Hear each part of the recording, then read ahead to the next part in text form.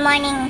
At tapos na rin akong mag-change ng bedsheet dito sa isang kwarto. So I have 3 more bed na papalitan. So guys, before that ay hindi kami gumagamit ng mga spray because of COVID. Kailangan na namin gumamit ng mga Dettol spray or whatever na binibili ni Amo. So ayun nga, kailangan natin ding i-steam. Before ay hindi kami nag-i-steam ng bed. Dagdag trabaho yun. So ayun nga, sobrang init pag nag-i-steam ako.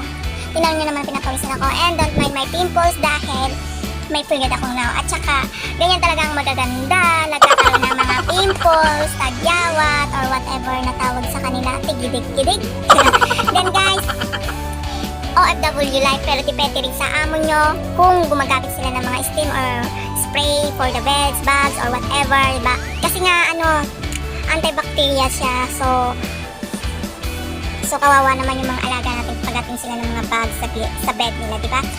So, dito na nagtatapos ang aking video. Sana nagustuhan nyo. And don't forget to like my video, subscribe my channel, and hit the bell button para ma-notify po kayo sa mga bago kong video. And guys, don't forget to comment below.